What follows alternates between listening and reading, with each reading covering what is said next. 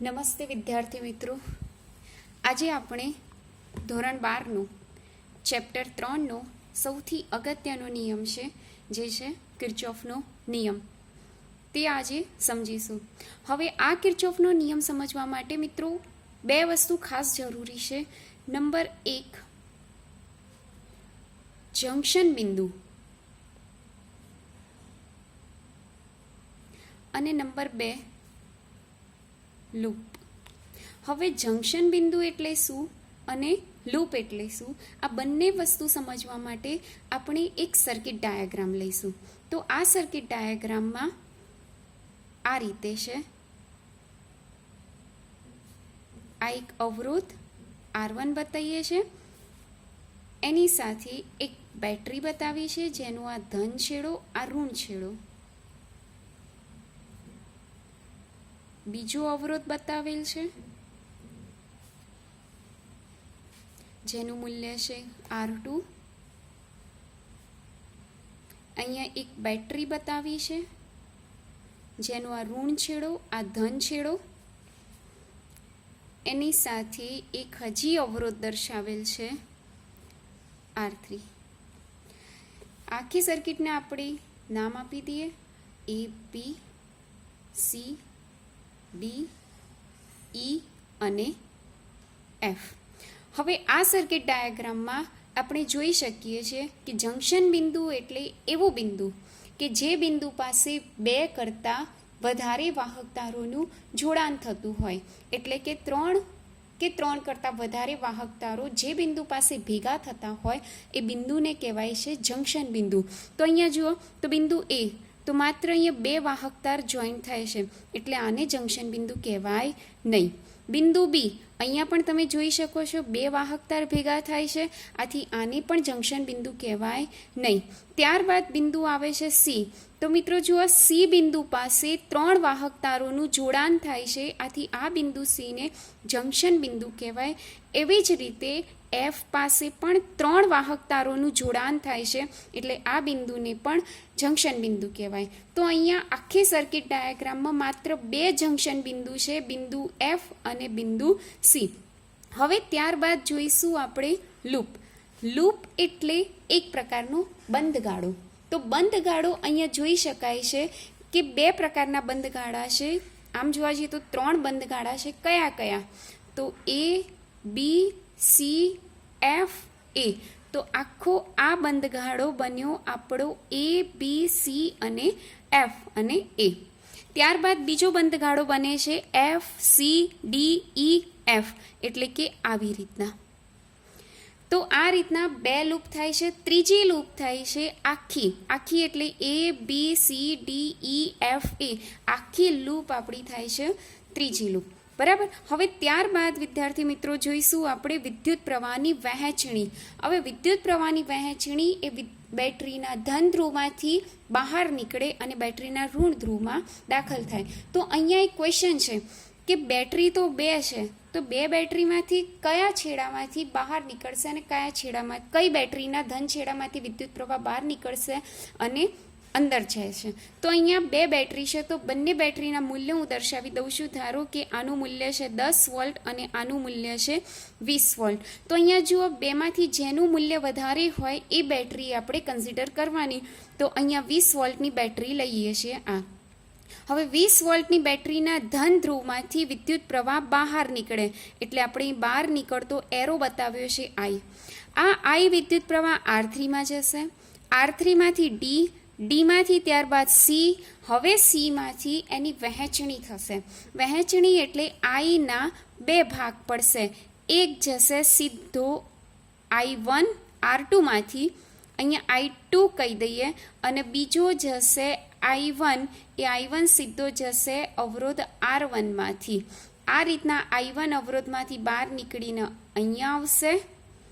આ I2 બહાર નીકળીને અહીંયા આવશે. આ બંને I1 અને I2 ભેગા થઈ અને ફરીથી I બનાવશે, અને આ I એ બેટરીના ઋણ છેડામાં દાખલ થઈ અને અંદર જાય છે. આમ બેટરીના ધન છેડામાંથી I જેટલો પ્રવાહ બહાર નીકળે છે અને તે જ બેટરીના ઋણ છેડામાં I જેટલો પ્રવાહ દાખલ થાય છે. હવે આપણે લાગુ પડીએ કિર્ચોફનો બીજો નિયમ. અત્યારે આ પ્રવાહની વહેંચણી હતી એ કિર્ચોફનો પ્રથમ નિયમ હતો. હવે આવે છે કિર્ચોફનો બીજો નિયમ, જે દાખલા માટે ખૂબ જ અગત્યના છે. હવે કિર્ચોફનો બીજો નિયમ સમજવા માટે બે નિયમો ખાસ જરૂરી છે. નંબર 1 કે આપણી મુસાફરીની દિશા જોવાની. તો મુસાફરીની દિશા એટલે શું? તો અહીંયા મેં એરો બતાવ્યો છે. એરો એ આપણી મુસાફરીની દિશા છે. એટલે કે એમાંથી નીકળવાનું બી, બીમાંથી સી, સીમાંથી એફ, એફમાંથી એ. તો આ આપણી કહેવાય મુસાફરી. તો આપણે બંધ ગાળો લઈએ છીએ. બંધ ગાળો એ, બી, સી, એફ, એ. આ બંધ ગાળો લીધો. હવે આમાં મારે કિર્ચોફનો બીજો નિયમ લાગુ પાડવો છે. તો જે બિંદુથી આપણે બંધ ગાળો સ્ટાર્ટ કરીએ તે બિંદુના વિદ્યુત સ્થિતિમાનને આપણે દર્શાવીશું VA. હવે જો આગળ જાઓ તો આગળ આપણે આમ જવાનું છે અને વિદ્યુત પ્રવાહ આવે છે વિરુદ્ધ દિશામાં. જો વિદ્યુત પ્રવાહ વિરુદ્ધ દિશામાં આવે અને આપણે એની વિરુદ્ધ જવાનું હોય તો ચિહ્ન ખાસ ધ્યાનમાં રાખવાનું, ધન ચિહ્ન લેવાનું. હવે ધન લીધું તો પ્રવાહ કેટલો છે? I1. અવરોધ કેટલો છે? R1. તો I1 અને R1 નો ગુણાકાર કરવાનો અને એ અહીંયા લખવાનું. ત્યારબાદ આગળ જાઓ તો 10 વોલ્ટની બેટરી આવે છે. હવે આપણે જવાનું છે આમ. તો આપણા રસ્તામાં બેટરી આવે છે અને બેટરીનો છેલ્લો છેડો છે માઇનસ. તો અહીંયા ચિહ્ન લખવાનું માઇનસ. તો અને મૂલ્ય કેટલું છે? મૂલ્ય 10. તો અહીંયા લખવાનું તમારે 10. હવે આગળ જાઓ બિંદુ બી. બીમાંથી આગળ જાઓ સી, કંઈ જ નહીં આવતું. સીમાંથી આગળ જાઓ તો એક અવરોધ આવે છે. હવે આ અવરોધ છે R2. આપણે આમ જવાનું છે. પ્રવાહ આવે છે આ દિશામાં. એટલે આપણી દિશા અને પ્રવાહની દિશા સમાન છે. વિદ્યાર્થી મિત્રો, અહીંયા વિરુદ્ધ હતી એટલે આપણે ચિહ્ન લખ્યું હતું પ્લસ. અહીંયા સમાન છે એટલે ચિહ્ન લખીશું માઇનસ. હવે પ્રવાહ કેટલો છે? તો I2. અવરોધ કેટલો છે? તો R2. આ બંનેનો ગુણાકાર લખવાનો એટલે I2 R2. બરાબર. હવે આગળ જાઓ, એફ આવે છે. એફ પછી સીધું આવી ગયું એ. આ માર્ગમાં કોઈ અવરોધ નથી, કોઈ બેટરી નથી, એટલે આપણે બિંદુ એ ઉપર એન્ડ કરીશું. તો એને લખીશું આપણે બરાબર કરીને VA. તો આ કિર્ચોફનો બીજો નિયમ મેં લાગુ પાડ્યો. બંને જગ્યાએથી VA અને VA કેન્સલ થશે. રહ્યું શું? I1 R1 minus 10 minus I2 R2 બરાબર 0. -10 બરાબરની પેલી બાજુમાં જાય તો I1 R1 minus I2 R2 બરાબર 10. સમીકરણ નંબર 1. હવે આપણે આ જ રીતે નીચેની લૂપ લઈએ. તો જુઓ વિદ્યાર્થી મિત્રો, નીચેની લૂપ લઈએ છીએ. તો નીચેની લૂપમાં આપણે કઈ બિંદુ લઈશું? એફથી સ્ટાર્ટ કરીશું. CDEF. તો અહીંયા લખીશું બંધ ગાળા FCDEF માર્ગે કિર્ચોફનો બીજો નિયમ લાગુ પડતા. તો ચલો શરૂઆત કરીએ છીએ એફ બિંદુથી. તો અહીંયા વોલ્ટેજ લખવાનું છે આપણે VF. આગળ જઈએ, અવરોધ આવે છે. આપણે જવાનું છે આ દિશામાં. પ્રવાહ આવે છે વિરુદ્ધ દિશામાં. જો વિરુદ્ધ દિશા હોય તો ચિહ્ન લેવાનું પ્લસ. પ્રવાહનું મૂલ્ય છે I2, અવરોધનું મૂલ્ય છે R2, એટલે અહીંયા લખીશું I2 R2. હવે આગળ જાઓ બિંદુ સી. સી પછી ડી. કોઈ જ અવરોધ કે કોઈ જ બેટરી નથી. એનાથી આગળ જાઓ, અવરોધ આવે છે જેનું મૂલ્ય છે R3. આપણે આ દિશામાં જવાનું છે. પ્રવાહ વિરુદ્ધ દિશામાં આવે છે. વિદ્યાર્થી મિત્રો, વિરુદ્ધ હોય તો ચિહ્ન આવશે પ્લસ. મૂલ્ય છે I. અવરોધ છે R3. એટલે કે બંનેનો ગુણાકાર કરીશું I અને R3.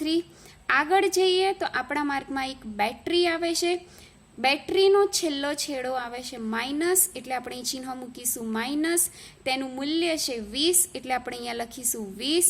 હવે એનાથી આગળ જાઓ તો E આવે છે. E પછી F. ત્યાં કોઈ જ અવરોધ કે કોઈ બેટરી નથી. એટલે છેલ્લું પોઈન્ટ આવ્યું આપણું F.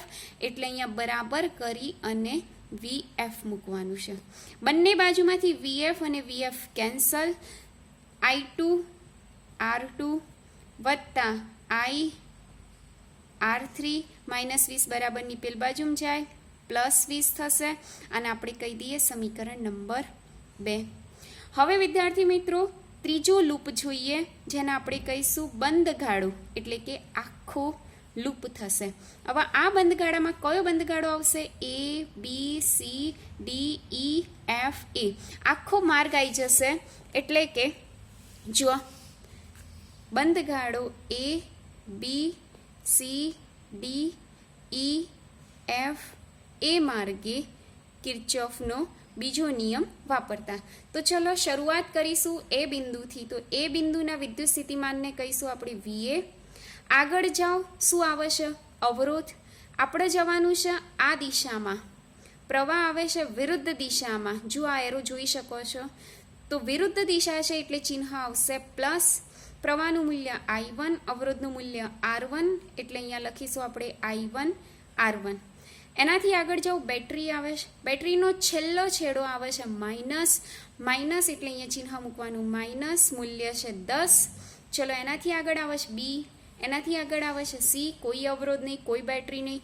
એનાથી આગળ આવે છે D, કોઈ બેટરી નહીં, કોઈ જ અવરોધ નહીં. એનાથી આગળ આવશે R3. હવે R3માં જુઓ તો આપણે આ દિશામાં જવાનું છે, પ્રવાહ આવે છે વિરુદ્ધ દિશામાં, એટલે ચિહ્ન આવશે પ્લસ. ચલો મૂલ્ય કેટલું છે? I. અવરોધ કેટલો છે? R3. તો બંનેનો ગુણાકાર કર્યો આપણે. આગળ જાઓ તો શું આવે છે? બેટરી. બેટરીનો છેલ્લો છેડો આવે છે માઇનસ, એટલે આપણે અહીંયા લખીશું ચિહ્ન માઇનસ. મૂલ્ય કેટલું છે? 20. તો અહીંયા લખ્યું 20. હવે એનાથી આગળ આવો E, કોઈ બેટરી નહીં, કોઈ અવરોધ નહીં. F પછી આવશે સીધું A, એટલે એ ઉપર આપણે સ્ટોપ કરવાનું છે, એટલે એના સ્થિતિમાનને આપણે કહીશું VA. હવે બંને બાજુમાં VA અને VA કેન્સલ. શું વધ્યું અહીંયા? તો I1 R1.